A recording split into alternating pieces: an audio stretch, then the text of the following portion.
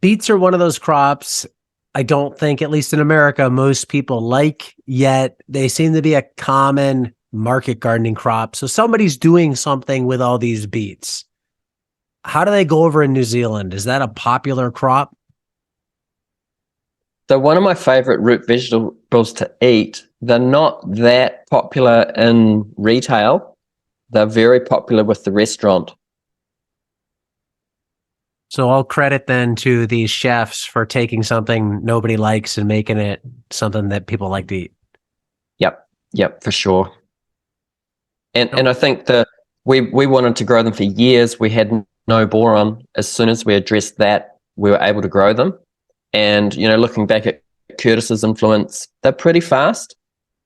So that was our attraction to them. And having them from late spring through early winter, especially going into winter, anything we can have in our fridges, any other item is a real bonus for us.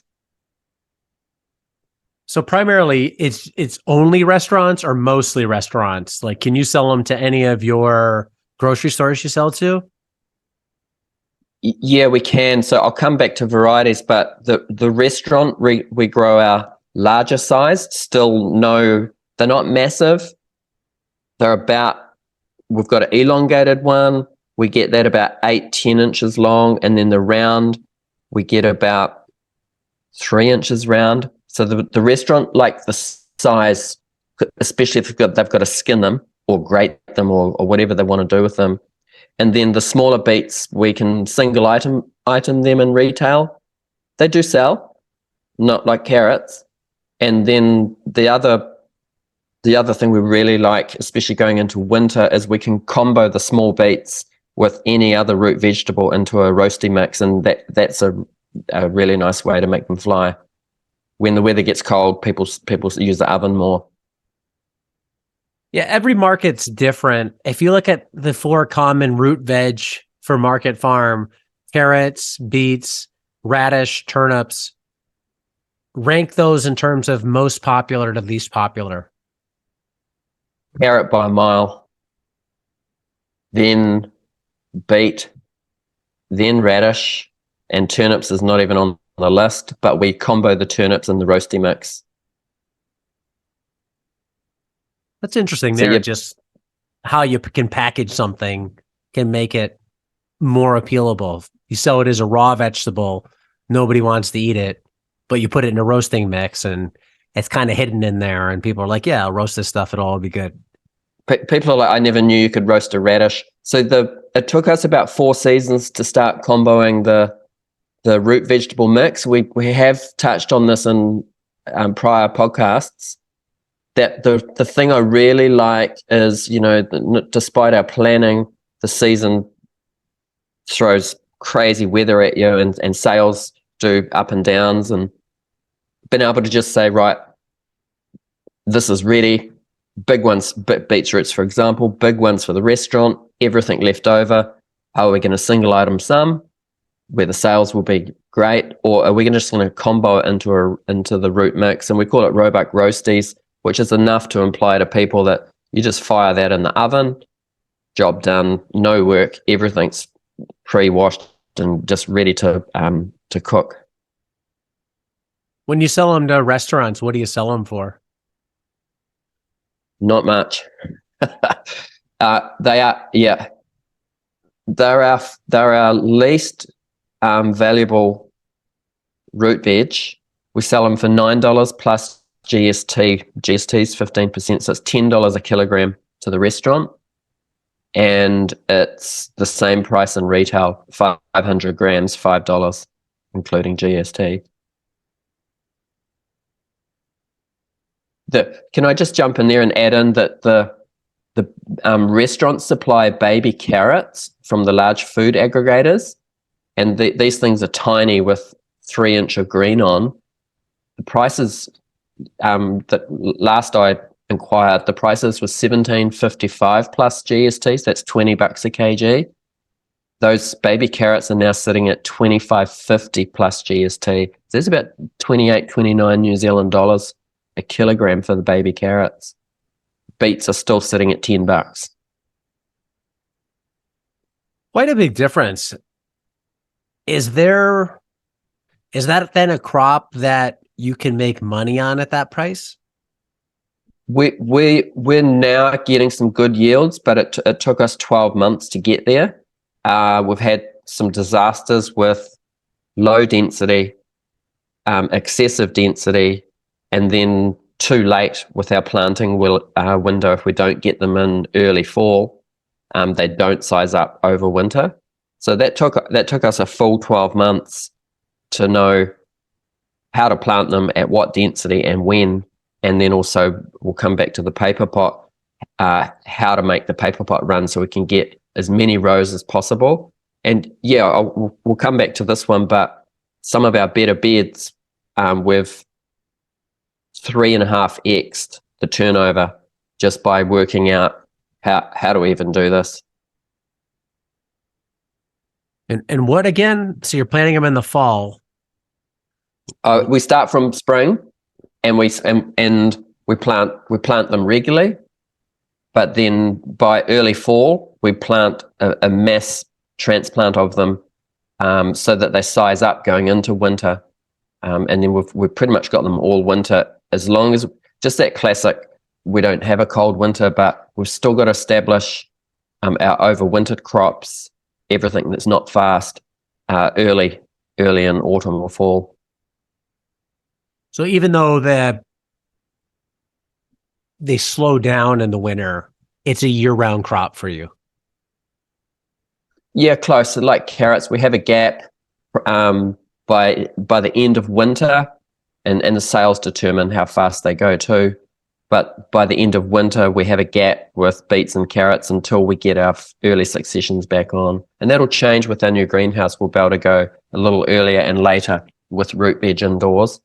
But some years we have a 10-week gap with carrots, and other years we can push it and get through to nearly no gap as well. And that's by harvesting the last crop, storing it in the chiller, and then it all really depends on when soil temp rises in spring. That could be early spring, late spring.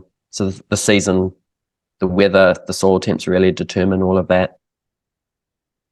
If chefs like variety X and that works for you, you've mastered growing it, are you able to grow variety X all year, or do you have to swap out the varieties based upon time of year and season?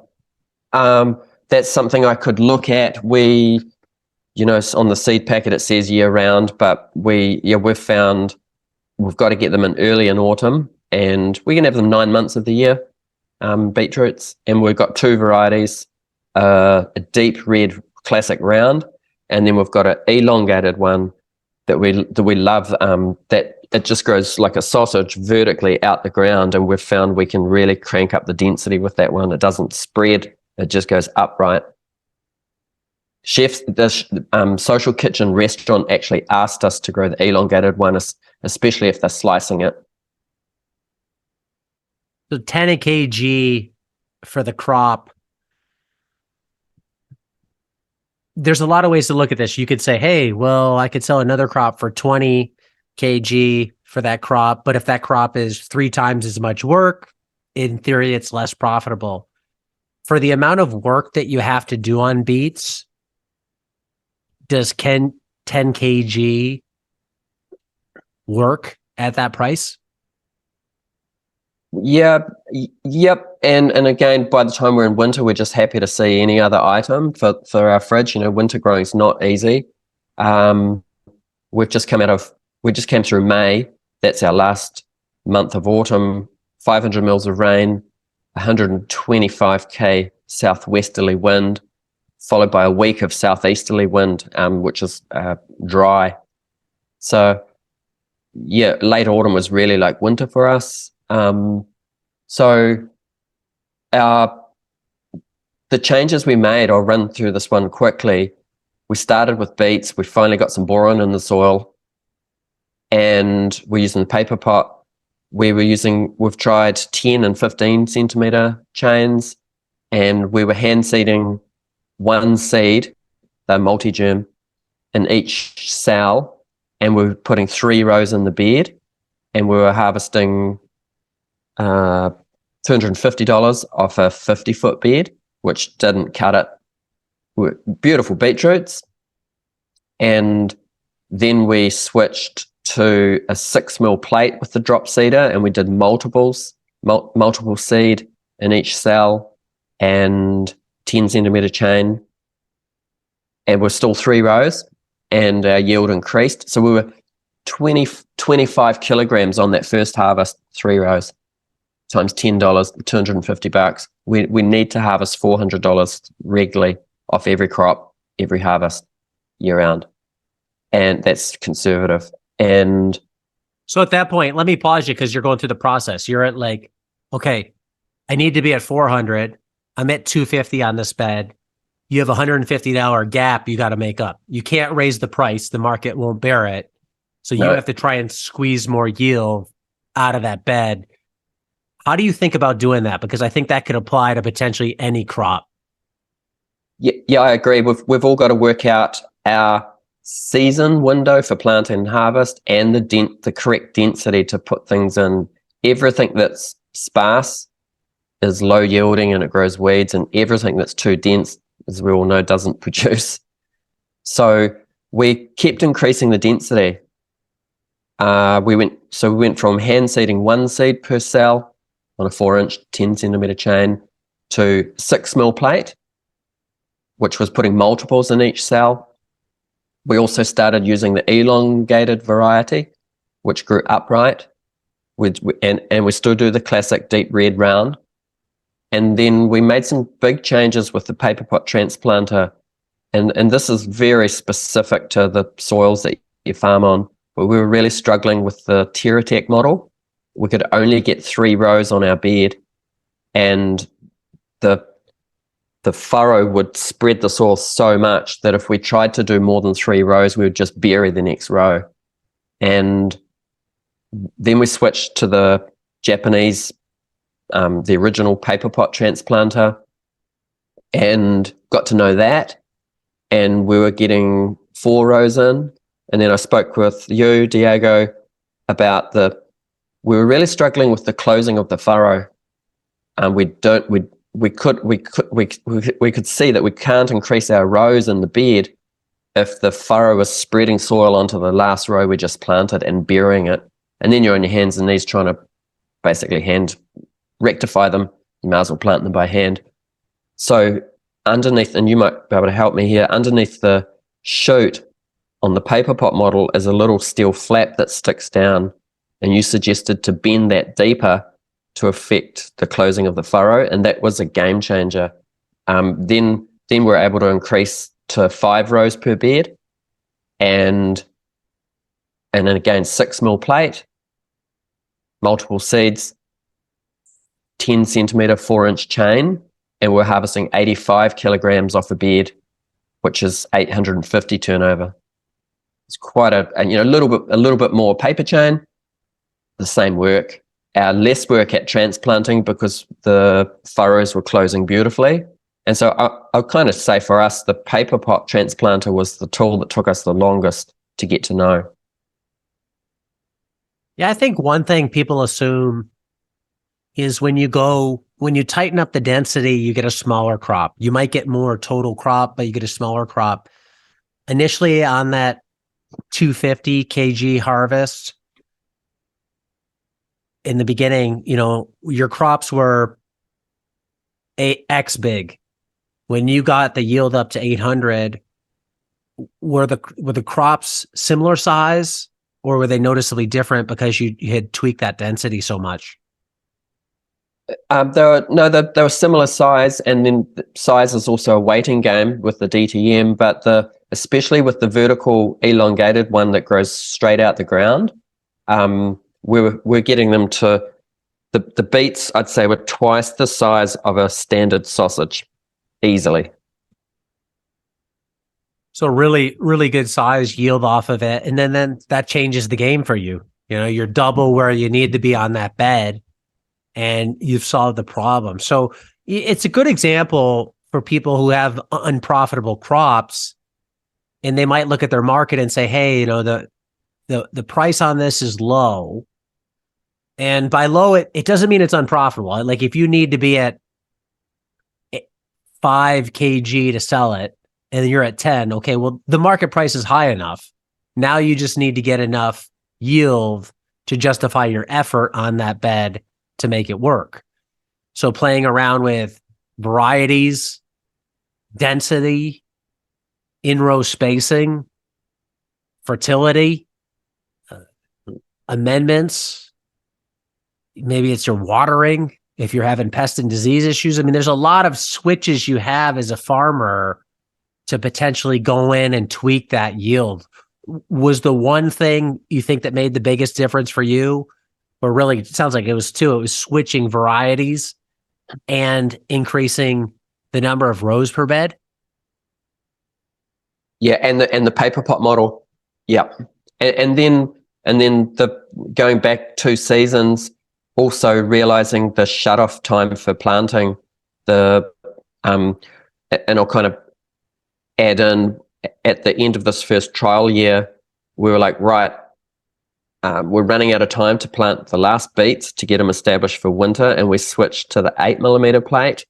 We just cranked it up, and we planted them out too late, and we got nothing off those yields. They were too dense, too late. So we found our sweet spot is, at 2/3 of that density, and we've got to get them in early.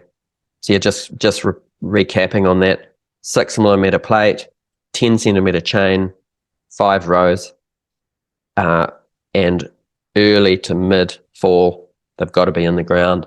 And just a little tip, I found with hardening them off, coming from the greenhouse to plant them out, I like to harden them off late in the day, not bring them out in the heat of the day. And so we were just hardening them a bit before transplanting them out into the field. And soon we'll be able to do them in the greenhouse, which could mean we can have them year round. We've just done a new greenhouse build that's 400 square meters. In your soils, where do you put beets in terms of a feeder? Heavy feeder, light feeder? We treat them as light, so we're usually going bed prep, compost amendments, 2 quick salads followed by a root veg. But definitely we still treat the light feeders that they want to follow a bed that's been heavily amended and grown in with some quick crops. We wouldn't put them out in a hungry bed that needs refurbishing.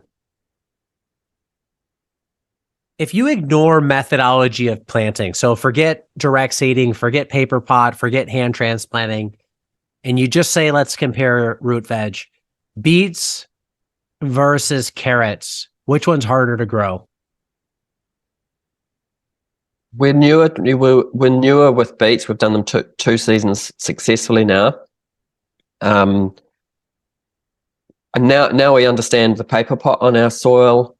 The beets are really nice to harvest. They just whip out the ground. We top and tail them, power wash them. They're fast. Carrots pull out the ground for us, but they're a lot more work.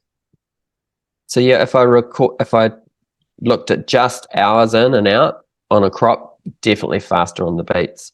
And the days to maturity, we like to grow them a bit bigger than these numbers, but in late spring, we're approximately 20 days in the paper chain, and then 45 days we could get first harvest, but 60 to 70, we're really seeing an increase in the size, which is more restaurant once they're sized up there than retail. Okay, so your paper pot timeline for beets: day 0 you seed, day 20 you transplant. Potentially 45 days later, you could have your first harvest, but if you let them go 60 days, they're a lot longer or a lot larger. Yep. And then as we come through to early winter harvests, the DTM in the ground's quite a lot longer, but still that's the same amount of work. Yeah. And so, yeah, we like to grow them ideally to as good a size as possible. We're generally doing 2 picks off a bed.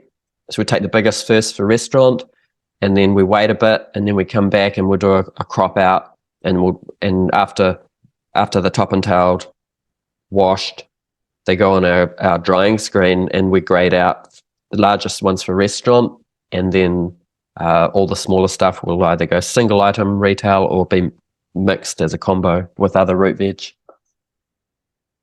How'd you come to 20 days after seeding to transplant? That'd be the fastest for us in, say, early summer. We struggle with our paper pot if we get with our transplants. If anything gets too tall, they can, and I guess it's another factor is how well they're hardened off. But if they're too tall and they're soft, they lay down, and sometimes they'll get buried in the furrow as well. So we worked out it's easier to run them in the paper pot when they're smaller. So 2.5 inches high, max, at the transplant stage. I think we've covered this in your nursery operations podcast, but after you seed, what's your procedure to get them to germinate? Do you just put them on a rack in your seeding room, let them be? Do you germination chamber? What happens after they're seeded in the paper chains? Yeah, we just got them in our propagation house and just watering them like any other tray.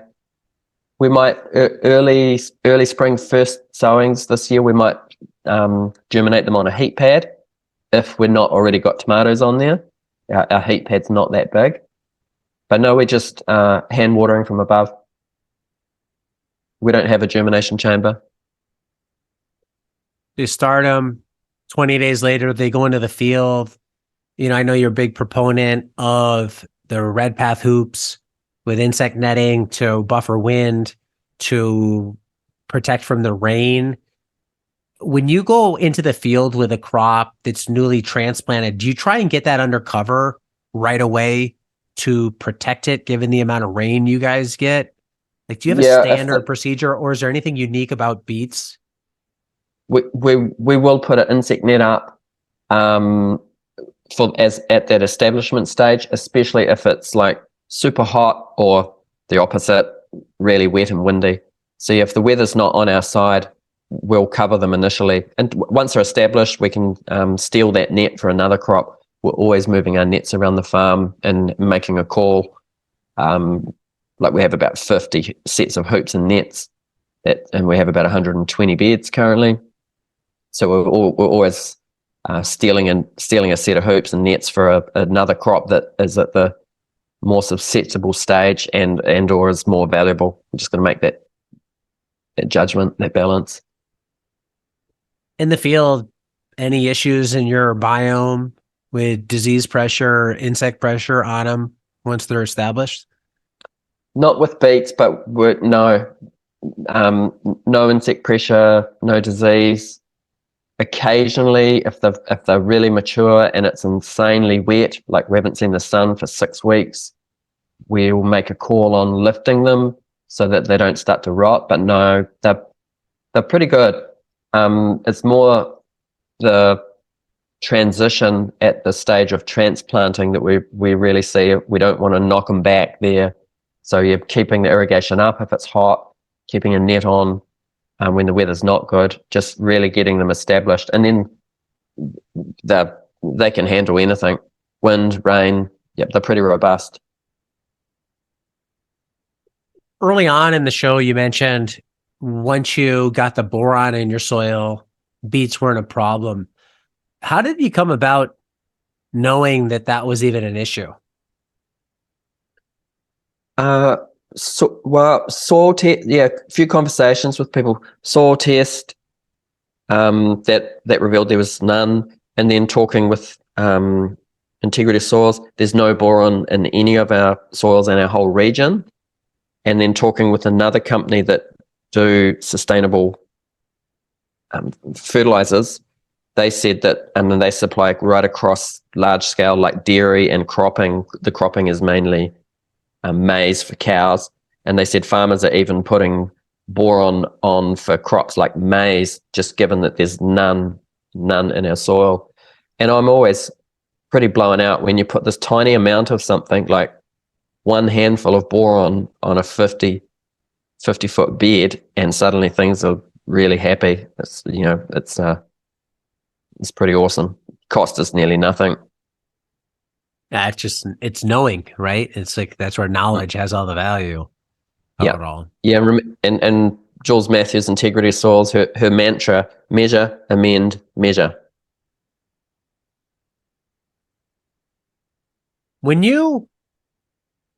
If you go back, you've grown beets for 2 seasons. They both were with the paper pot. Why no beets before that? First season, year one, I hand transplanted 5 varieties in a 50 foot bed, and I got 1 bunch of beets. Yeah. So, again, $10 a kilogram. I ain't hand transplanting them. The paper pots allowed us to grow them, which it's phenomenal. The other thing that we're still trialing, like our preference is to build a direct seeder crop, and once we've got a procedure for that, that's the way we go.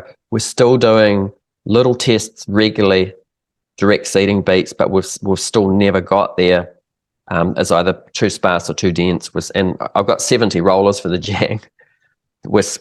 That's my goal, just to direct seed beets, especially in season in the greenhouse. Yeah, that'd be interesting to find out if anybody listening to this has had success direct seeding beets. I've talked to JM, Eric Schultz, Curtis, a ton of people about this, and I don't know of anyone reliably direct seeding at scale in a market farm setting. So something about beets, it's either germination issues, lower yields. They just don't like to be direct seeded. And the only content that I've come across people having success and they're still thinning is using the earthway. But I'm sure there's a way to muck around with the jang, taking the felt out and the different hole sizes, and whether it's 24, 12, mucking around with the cogs. So we still do tiny little trials 3 times a year, just direct seeding, like maybe 3 foot of a bed, just to see what's happening. When you go through the harvest procedure for knowing when it's ready to harvest, this is something that came up in a conversation with somebody recently. A lot of new farmers on root veg. I get there's trial and error, there's experience here. How would you advise somebody to say, now is the time to start? Because you can go too soon and you're potentially giving up yield. If you go too long, maybe you lose quality on the crop. It starts rotting, it gets pithy or something like that. What's your, like, if you were telling me as a new farmer how to evaluate when to start harvesting, like if your market wants it at a certain size, okay, well, you can go to that size, but there's probably some window before and after when it gets to that size and when is truly the best time. Yeah, but beets sit in the field for quite a while, which is really nice. You can have quite a long harvest window, which means you can adjust to your sales. If your sales, big orders come in from a restaurant, all your restaurants want beets 1 week and then nothing for 4 weeks. We just leave them in the field, wait for the next orders. I guess with all crops, I think the easiest crops to ID with when it's ready is the direct seeded salad. That's just a quick walk around the field. But with the root veg, I spend more time, crouching down, shuffling the leaves, getting a really good look in on the bed, and then also not just running past the end of each bed. I'll walk down the bed and check that the bed's uniform, because quite often you can look at a bed and think, oh, that's not ready, but you haven't been down the length of the bed to see that the majority of the bed is actually already massive and we could be harvesting it. So root veg, the beets are an easier one for us because the elongated one sticks out the ground. It's pretty visual. Carrots, I'm looking at the tops. But same thing, I'll cherry pick carrots across the length of the bed just to check that it's uniform and there's no surprises like they've turned tiny or massive and split. So just keeping my eye on, I think a lot of growers the day before or harvest day do the field work early in the morning. I know Ray Tyler talks about it all the time, even taking notes, just so that you're on top of not having to make decisions like it's harvest day, the crew's here, we don't even know what's happening yet. The field walk is a real regular thing. Just assessing what's ready, what has to come out, what do we have to wait on. And then again, with tracking the days to maturity, I might think that that's not quite ready, but instead of guessing when it's going to be on, I can look at my field map, which is just a whiteboard, every garden bed, and it's got the dates that I've direct seeded or transplanted a crop.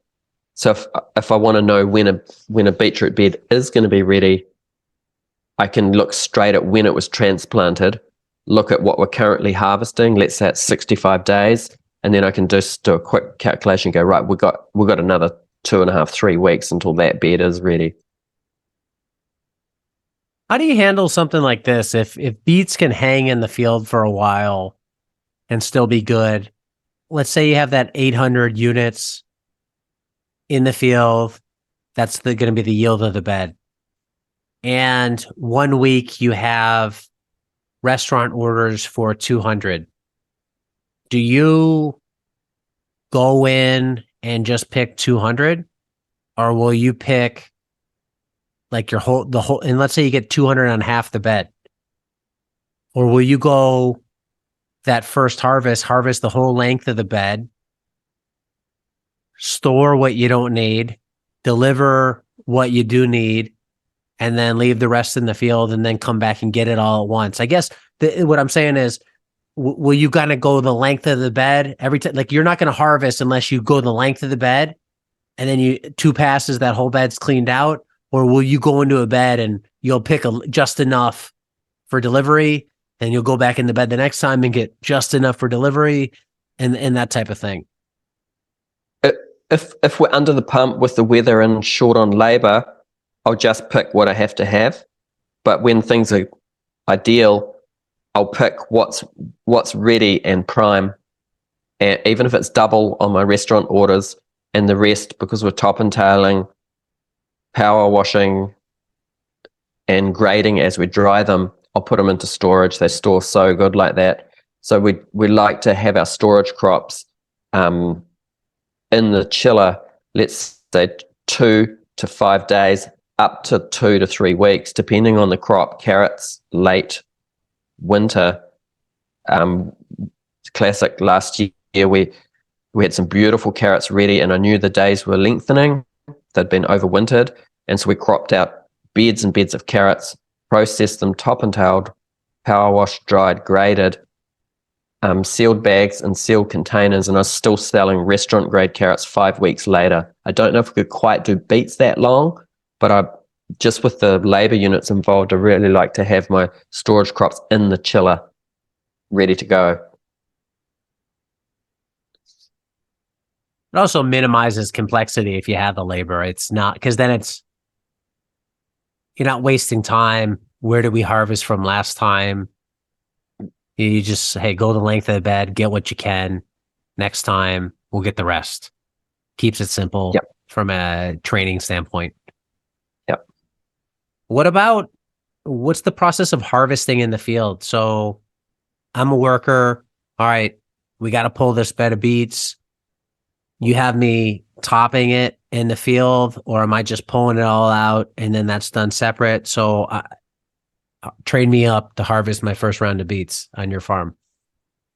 So so I'll spend some time with you on looking at size, and then we're just kind of twisting them from the ground up, especially the elongated ones that they grow out the ground anyway, so they pull super easy. I'll just head down the bed, pulling the beets that are up to size and leaving them facing sideways on the path in big bundles. So you're just doing one repetitive movement of cropping out everything up to size, leaving them in big bunches, and then then I've got the trolley and my crates, and I come back and I just just bundle them all into our harvest crates, and then we walk them on the trolley to the wash and pack. No matter what it is, if we're harvesting it in the field to take it to the outdoor wash and pack for processing, we face everything the same way. So it's not just jammed in a random pile. All the roots are facing the same way out, and then we'll set you up with gumboots, a bib. We've got the blue spray gun suspended upside down, and all the root veg is facing towards you. We've got a cutting board set up on top of a crate that's upside down. And as you move, as like a kitchen, as you work left to right, sometimes I'll tip the tail off, but usually we're just cutting the top right off at where it meets the beet. I've got a wheelbarrow to my left, and all of the tops are going straight in the wheelbarrow. And from the cutting board, so that's elevated on an upside down crate. Then I've got an open crate right next to it. So as you chop, you're just pushing to the side, and the beetroots are dropping straight into the crate, ready for washing with the blue spray gun, then with a power washer, and then they go to our drying screen where we grade the largest out for restaurant, and then everything else goes into bulk storage for retail. So we don't do any top and tailing with a knife or anything like that in the field, or any bunching in the field. We'll do everything standing up under cover at the outdoor washroom. It's just carrots that we top and tail as we go. And we top and tail carrots. We've done a podcast on carrots about to come out. Carrots we top and tail in the field into a 20-litre bucket. I think that's 4 or 5 gallon. Then we have 2 buckets. Pre-soak them, fill them with water before putting them into crates and power washing them. And then once those beets are washed, they're cleaned off, they go in a big bin, and you're just selling it all by the piece. Obviously, with the tops gone, you're not bunching anything. So when it goes to a restaurant, they're buying by weight in a big bag or box. When you sell to a grocery store, is it the same thing? You sell them 10 kilos, they put it on the shelf loose, and a customer picks out, hey, I want 1 beet, I want 2 beets, I want 3 beets, and they just pick it a la carte like that? No, in retail stores, we're packaging everything, so it's washed, dried, and presented, so it's ready to go. All our retail spaces, it's our refrigeration, and so yeah, it's more work at our packaging point in the timeline, but it gives us more saleable days. So I'll have beets in our refrigeration for up to a month. They're still good. I check on them, and I think random comment, but the other thing, you asked me when is a crop ready, and it doesn't matter what the crop is, but I think it's really important to taste crops, so what your customers are eating. It's just like a chef, in every TV competition that you watch, there's somebody not tasting what they're cooking, and they're getting reamed for not doing that. And it's the same way, for a farmer, right? Like, in theory, that's one of probably your best senses to use. Hey, I think it's ready. I'll taste it. I wait a few days. I taste another one. I wait a few days. I taste another one. Well, where is it tasting best to you? After a while, you can kind of hone in on, all right, when it looks like this and it tastes like this is the best size. At what point do you make the decision on when to put beets into the roasting mix? Is that, because I imagine that mix is like a catch-all when you have surplus stuff, or are you trying to ensure that you have some roasting mix available each week? We really, carrots, I'll say, are 10x more popular than the roasting mix. But so we don't do the roasting mix at all during the warmer parts of the year. But as soon as the weather goes cold, and we see the sales like at the independent butchery that we supply, as soon as the weather goes cold, people are using the oven more. And then on the flip side, it's been cold and wet for a long time. And as soon as we get some beautiful hot weather, everybody's having a barbecue. And we see the changes with the sales just like that. So beets aren't in the roasty mix all winter, but it kind of works out, people say winging it, but it kind of works out that there's always 3 different root veggies that we can combine into that, sometimes 4. And it's really the leftovers from what we can't single item. We can't grade 1 to restaurant, and that grade 1 just means size. And then every other, the smaller beets, the smaller carrots, Tokyo turnips, we only sell in the roasty mix. Radishes, we're single item, but if we've got lots, we say how many do we think we can realistically sell, just packaged radishes, and then the rest into the roasty mix. And same with the salad mix, we're always trying to make sure that the mix looks nice. Now, if it says roasty mix and there's 80% carrots and 1 turnip, that's not really a mix. So we're trying to get just eyeball that the mix looks nice, and then in winter we might get the mix looking nice and then say we've still got lots of this item, we're going to single item that one and put that across town. So turnips, my biggest sale ever to restaurant is 2 kilograms. Nothing. Pretty much nothing. Yeah. Yeah. But they're $20 a kilogram, like radishes to restaurant, double a beetroot, direct seeded, fast to produce. It's interesting, like you think maybe this isn't true. But I think a lot of people, when they think restaurants, they think, okay, restaurants are wanting the smaller baby root veg because it presents on a plate nicely. But in your case, that's not the case at all for beets. Is they're not presenting beets in that way on the plate. They're handling the beets and they're processing them into something, a puree, whatever they're doing with it. And they want a bigger beet to work with versus some tiny thing. So they can handle 1 beet in the kitchen and not have to deal with 10 tiny ones. So that it's a good lesson in, hey, what does your customer actually want? Not what do you think they want? How are they using it? And what's the best way that you can sell it to them to make their life easier for their end use? Yeah, totally agree. And we talked about that in the carrot podcast too. I think it's really important, the communication with chefs, and that's why I do all my orders by phone, especially if they're an order with a big range, because I can communicate to them about what we've got, where the gaps are coming, how I can fill that gap for them, but then also understanding once they receive it, what they do with it really gives you great, I can grow them bigger. Like they asked us to grow the elongated beet, and the good news for us is that thing grows straight out the ground vertically. You can grow them closer together, and that really lifted our yield. So the main thing that they're using beetroots with at Social Kitchen, they're grating them, or they're pre-boiling them and then skinning them. So the larger, and it can't be woody, it's got to be beautiful, but it's way easier for them to peel the skin off after they're boiled on a decent sized beetroot. It's a time and motion thing for them too. Where do you fall in the camp of trying new varieties? At least here in the States, you pick up a seed catalog, there's a million varieties of beets. And you've narrowed it down to, hey, this is what works for me in my time of year.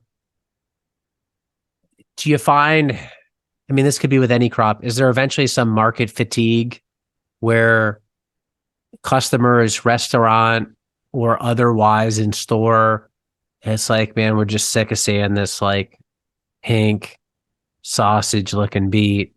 It tastes amazing, but damn, like I don't want to see this again. Like, didn't you have something that's a different shade of pink, variegated or whatever, that type of thing? Or do you just say, hey, like this works, and until somebody tells me to change it, I'm not changing it? A little bit of both. I think we definitely chefs would be like, can you grow this? And if we're like, it's just flat out no, or like no, and this is reasons why. Maybe we know someone that does produce it. We're always looking for our kind of benchmark is we've got to be able to know how to grow it. We want to be able to grow it as many months of the year without any problems, and if we can, we're all over it. And so we take time with trials. We grew dill last year for the first time. I didn't even know how to cook or what even to do with dill, but everyone's like, that thing is going to be so popular with fish. Our customers at the independent fishery, we had to educate them on, this is dill, it's best friend of fish. This is what you can do with it. And it grew, we direct seeded it, X24, harvested it root on, just like we do coriander, bunched it and presented that in retail, and it lasts like 3 weeks.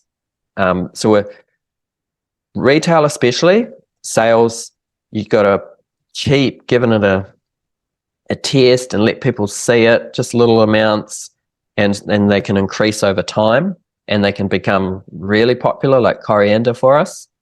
Other times we can present stuff and people just won't touch it, or we can present it 12 months later and it'll be like gone in 24 hours. So that's part of sales and feeding people. And so what happened to us with carrots this year, and this is totally COVID related, but peak summer, our restaurant sales were really down. Like there was no COVID, no mandates, nothing. But we were doing 35 kg of baby root veg a week to one restaurant. And that's basically, the year, as many carrots as we can produce year round at that quality. They started ordering 5 kgs, like a seventh. And I had a field of beautiful carrots, some of the best carrots I'd ever produced. And I was like, I don't even think I'm going to be able to sell them this year. And so moving forward to late summer, when it's time to plant 45 beds of carrots for winter, I just couldn't justify planting 3 more field blocks of carrots when I'm looking at a field block of carrots that I can't sell. And this is part of the gamble, I guess. Moving forward, we planted our winter carrots, but not the volumes we usually do. And then as soon as the days got a little shorter, they're back to 35 kgs a week, please. And we're now probably got an 8-week gap in the middle of winter without carrots. We've got more coming on. And I just couldn't justify doing those volumes, knowing that the sales had been, this is probably our toughest season we've had this year. Just a combo, mega storm of the century, 80k wins, hot and cold sales. And I think there's talk around that people just aren't spending. It's just the outfall of COVID and stuff. But they are eating at home, which means our retail is really strong. Are beets a crop on the rise for you? Meaning you figured out how to grow them now. So growing them is not the problem. But business-wise, if you look ahead for the next year, is that something you think you'll produce an amount this year that's the same as last year, more or less? No, I think we'll increase, and we'll definitely go big on our early fall plantings to make sure we're covered for winter. And with the new greenhouse, I'll be able to put in a couple of early beds and a couple of late beds as well.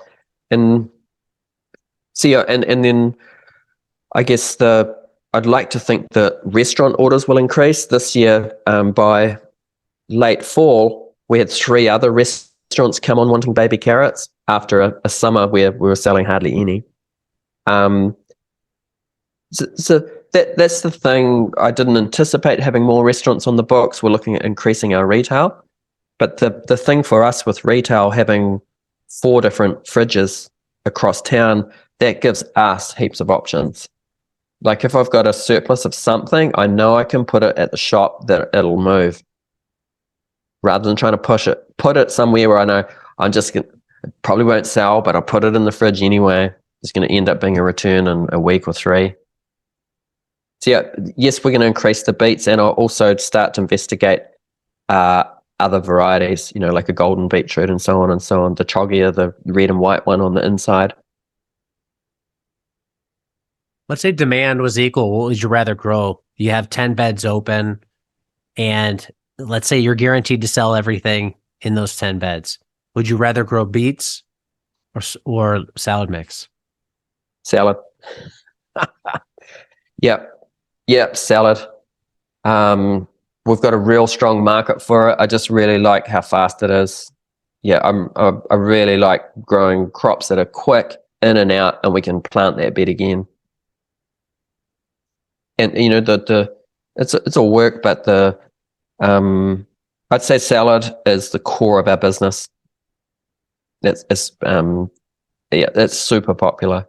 And there's not a lot of people producing it, and it's the same with any foods. The other options are people aren't that happy about it. I get this feedback all the time. I was at the petrol station. The business owner says, "Oh, I get your microgreens." I say, "Where do you buy them?" "At the independent butchery." "And we get your carrots." And she's an older woman she must have a son in his late 20s. She said, "My son's now eating salad. He loves them. Otherwise he just wouldn't touch it." So yeah, I know I've probably gone off track there a bit, Diego, but it's real cool seeing people eating foods that they otherwise weren't when it's grown naturally and real. And every delivery, mum's at my refrigeration saying, "I want a bag of those baby carrots. My kids are just mad dog on them." That like they're eating the veggies again. So maybe next step is they're asking for a bag of those baby beets. And yeah, have you tried beetroots, ma'am? right. Not for the recording. Is there anything else in here? I think we hit everything. Is there anything else you want to touch on beets? Just my favorite recipe. All right. Yeah. So let me intro that in, and we'll close it out with that. Yep. One thing that comes up with farm crops, you got to sell it. And one way to sell it is present it to people in a way that's appetizing, give them ideas on how to cook it, how to prepare it, recipes. What's one of your best ways to prepare beets? This is my mum's recipe, and it's dead easy, and it lasts in the fridge for a week or two. Good sized beetroots, top and tailed. Don't cut them so they're whole. Boil them until when you poke a fork in them, the fork will pull out. Leave them in the water to go cold. Chuck in some vinegar, and then store them in the fridge in the liquid in a big bowl, maybe sealed container. Delicious. I'm not really a fan of.